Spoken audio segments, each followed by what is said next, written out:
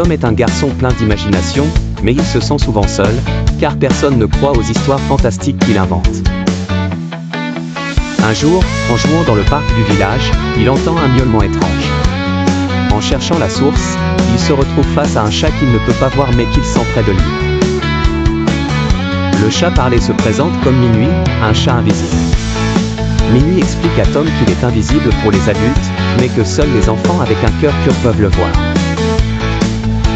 Minuit est là pour une mission importante, sauver la magie de leur village, une magie que les adultes ont oubliée depuis longtemps.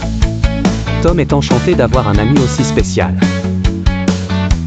Minuit révèle que le village perd peu à peu sa magie, car les habitants ont cessé de croire en l'invisible. Les arbres ne fleurissent plus comme avant, les rivières ne chantent plus, et une brume grise commence à s'installer. Seuls ceux qui croient encore en l'invisible peuvent ramener la lumière et la joie. Tom et Minuit décident de montrer aux autres enfants du village que croire en l'invisible est possible.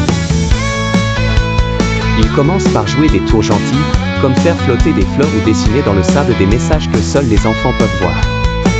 Lentement, les autres enfants commencent à remarquer Minuit, même s'ils ne le voient pas. Minuit conduit Tom et ses amis au jardin des souvenirs perdus, un endroit caché où les rêves oubliés des villageois prennent vie sous forme de petites lumières flottantes. Tom et les enfants comprennent que chaque lumière représente une croyance perdue et qu'il faut la rallumer pour redonner vie au village. Tom essaie de parler aux adultes du village, mais ils sont sceptiques et ne veulent pas écouter. Les adultes sont trop occupés par leurs problèmes quotidiens pour remarquer la magie qui disparaît autour d'eux. Tom se sent découragé, mais Minuit lui rappelle que même une petite flamme de croyance peut rallumer une grande lumière. Pour convaincre les adultes, Tom et Minuit créent un grand dessin magique au centre du village, un pont lumineux, fait d'étoiles et de rêves d'enfants. Lorsque les adultes le traversent, ils ressentent un brin de magie et retrouvent des souvenirs de leur enfance.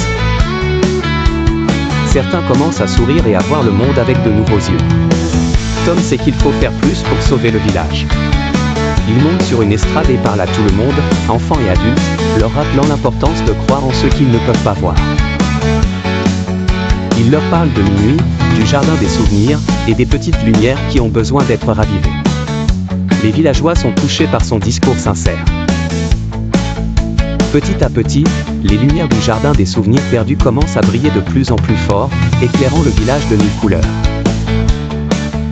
Les arbres retrouvent leurs fleurs, les rivières chantent à nouveau, et le soleil brille plus fort.